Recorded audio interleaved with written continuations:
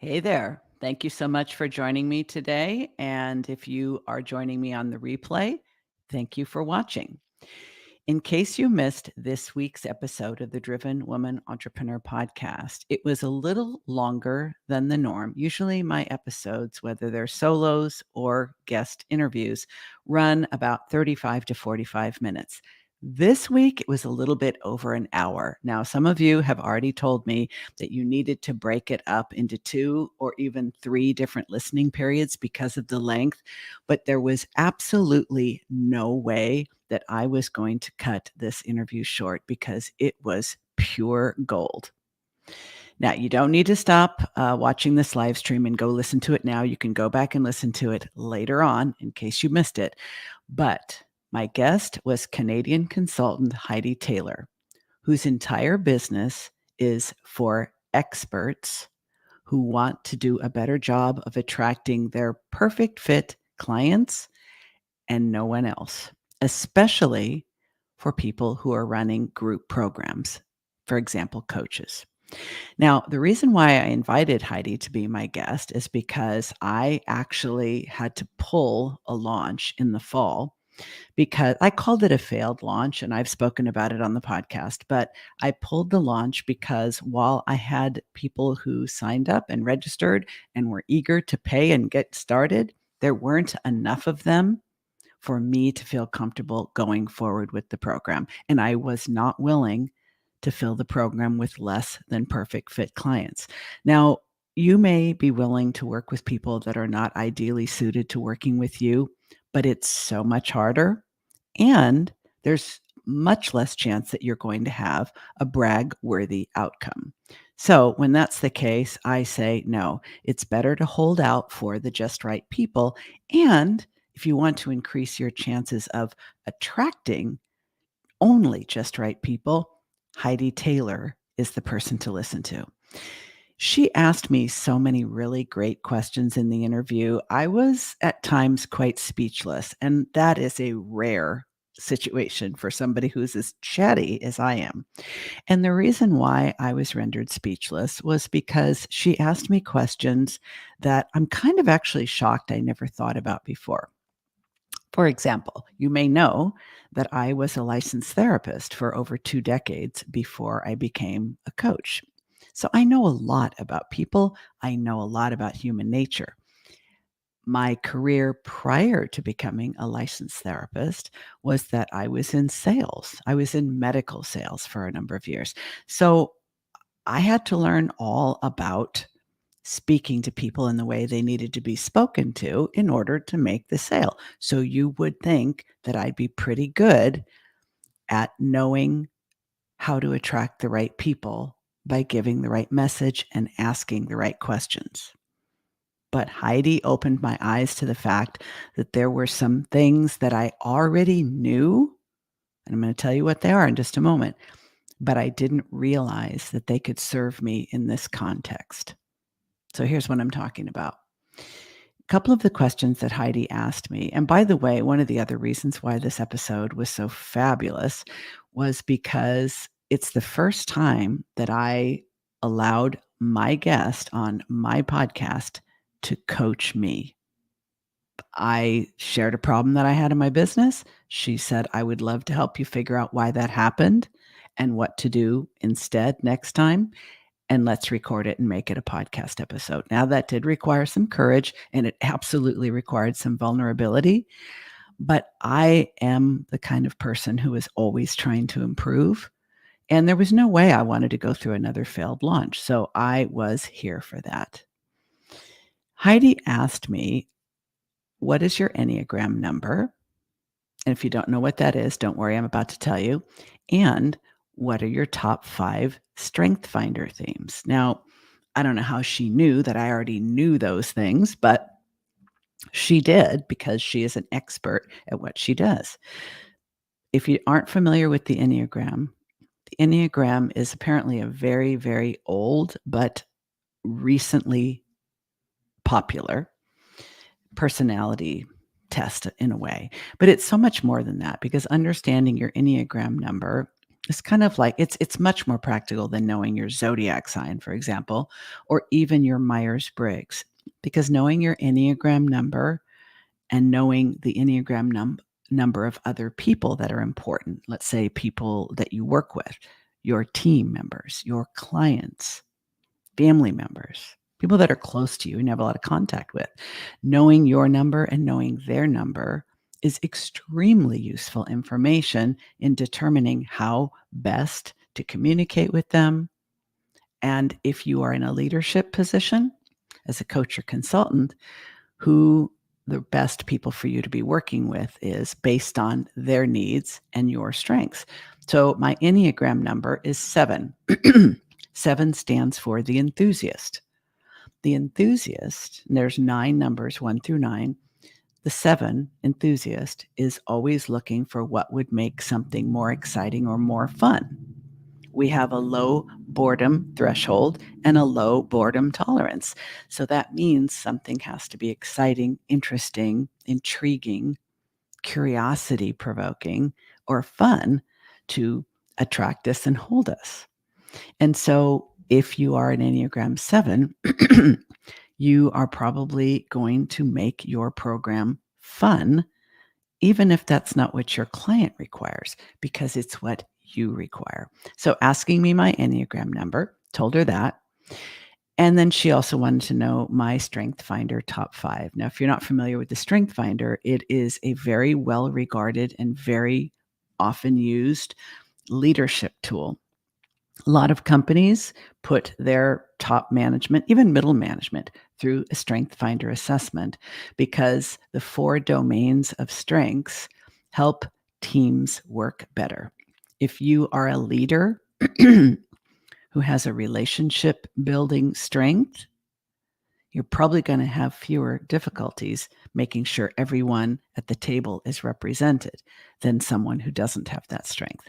So I shared my Strength Finder top 5, which is the most well-developed traits that you have. You've probably always had them. And when we can lead with our strengths instead of trying to improve our deficits, if you will, or bolster our weaknesses, we're going to be at our very, very best. I completely believe this. I actually had my Strength Finder assessment done maybe 3-4 years ago by someone who interviewed me for their podcast, who is a Strength Finder coach. And I absolutely love Strength Finder. I think it's immensely helpful. I use it more in my day-to-day and talk about it a lot more than I do my Enneagram, but that is simply because I'm more familiar with it and it is more well known in the business world that I'm a part of. But both Enneagram and StrengthsFinder are very, very helpful. What Heidi helped me understand in this interview was that through my messaging, through my content creation, through my marketing, the things that I talk about, the places I show up, the podcasts I show up on as a guest, that I have been attracting people who are just like me. Now, you might think, yay, of course you are. Fabulous. Isn't that what we're supposed to be doing?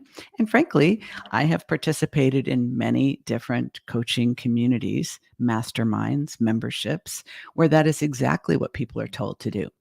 Attract people who are like you. Because, and this is a common thinking, please forgive me for constantly clearing my throat. Ever since I had COVID, I've never really been able to get rid of that. It's kind of annoying. At any rate,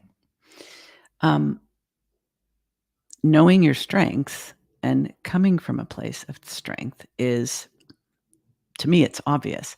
But in the coaching industry, what's most often taught is that we should be attracting people who are basically a former version of ourselves. If you're familiar with the expression, be the best version of yourself, it is so played out. I am so over it. But that is very common languaging in the coaching industry, that basically we want to be the best version of ourselves and our ideal clients are a previous version of ourselves. Meaning, let's say you are a dating coach and the previous versions of you always dated losers, always attracted losers, always attracted unavailable partners. And so those are the previous versions of you. And now the new version of you has finally figured out what you were doing wrong, what you needed to do better, and now have a successful relationship. Maybe a long-term partnership, maybe you're even married, right?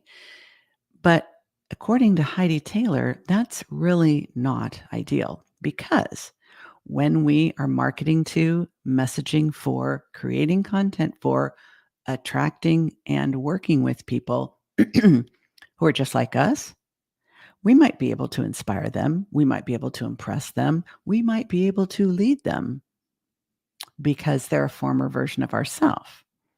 But we would be far more successful if we attract people whose strengths are different from ours, even if they represent someone who's currently struggling with a problem that we have overcome. Let me break down my Strength Finder themes so that I can drive the point home and really help this make sense for you. Okay.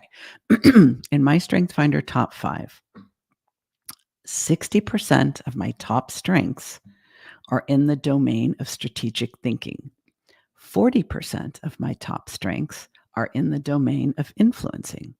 So if I wanted to come up with a new title for myself, which is something I talk about, then I should probably call myself a strategic influencer. Okay, what does that mean? Okay, and I've written a couple notes here because I do not want to do damage to the Strength Finder profile. People who are strong in strategic thinking, and that is 60% of my top 5 strengths.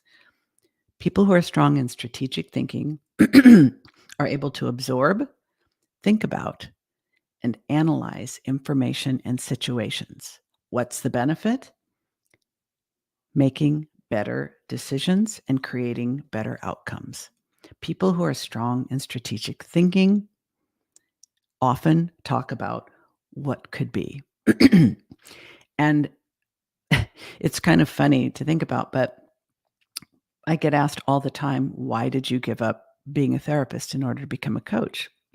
And the short answer that I often give is because I wanted to shift the conversation from problems to possibilities.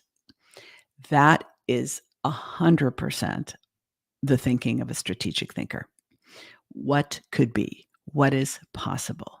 I often talk about what I'm interested in helping people with is closing the gap between where they are and where they want to be. That is strategic thinking and helping them make better decisions about how to get there. So very dominant strength for me. 40% of my strengths are in the top strengths are influencing. What does this mean? No, I am not an influencer in the way Instagram defines influencer. Influencing themes are, and I'm looking at my notes, how do you sell concepts and ideas to others? Influencing themes, people who are strong in influencing know how to take charge, speak up, and be heard. And they know how to help other people who struggle to speak up, take charge, and be heard.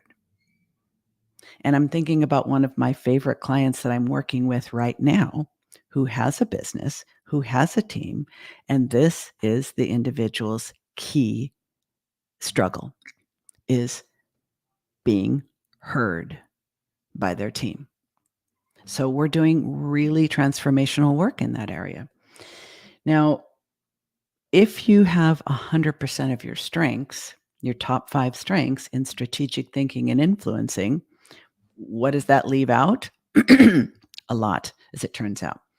It leaves out the other 2 key domains, executing and relationship building.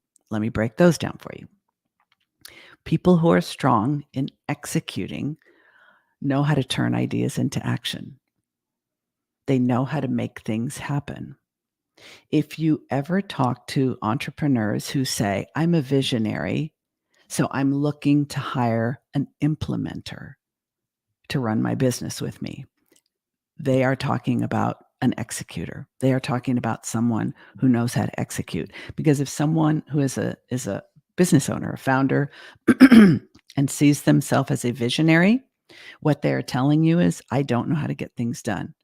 I need someone who is strong in executing to implement the ideas that I have. I am not strong in executing. So the best consultants and coaches for me to hire for myself are those who are strong in those areas, because they will help me overcome my lack of strength in that area because they already have it. The other one is relationship building. People who are strong in relationship building know how to build and nurture strong ties between people. Community builders. If you have a membership, you need to be strong in relationship building. I do not have a membership because that is not a strength I have. It's not to say I don't have relationships. Of course I do, but they are not my dominant strengths. My dominant strengths are in other areas. So if you want to have a successful membership, if you want to have a successful long-term program where people they're originally attracted because of the outcome you can deliver, but they stick around because they feel connected. You need people who are strong in relationship building. The key areas for relationship building strengths are community, collaboration, longevity, and the ability to resolve conflict. So when you think about this and apply it to yourself, if I'm attracting clients who are too much like me, they're going to be very strong in strategic thinking and influencing, but they will be weak in relationship building and execution, which means they may love me, they may resonate with me, they may think I'm the bee's knees, and I may feel the same about them, but I will not be the ideal person to help them with their struggles because I have those same struggles. They are not in my top strengths. So this never occurred to me until I had the conversation with Heidi. Maybe it hasn't occurred to you either, that we're all told, if you've been through a group coaching program or you are consuming the content of the web celebs, the gurus, the big names in the industry, that they will tell you to attract people who are like you. But I am about to make some changes in my own business as a result of what I learned from Heidi, because now I understand that attracting people who have the same strengths I have means that we're both weak in the same places. How can that benefit them? There will be attraction between us because we like people who are like us. But will I be the ideal person to help them? Maybe not. Based on Heidi's assessment, I am actually better suited to people whose strengths are in relationship building and executing, but they are not strong in strategic thinking and influencing. And one of the things I talked about in the interview was a couple of the clients that I'm working with right now who are a little different than a lot of the people I've worked with over the last couple of years, but we're having such terrific results. I realize these are people who are strong in relationship building and executing. They are not as strong in strategic thinking and influencing. So I'm able to bring a tremendous amount of value to them and help them make significant transformational changes in their business as a result. I don't have nearly as much to say about the Enneagram, and my voice is starting to fail. If you've been able to get through all of this with this excessive voice clearing, thank you. Thank you so much. I hope that it has been valuable. Nevertheless, if this has given you food for thought, that maybe you've built a business that is serving people that you really love and they love you, but they're not actually your ideal perfect fit clients. The ones that you actually can help the most are the ones whose strengths are in areas other than yours.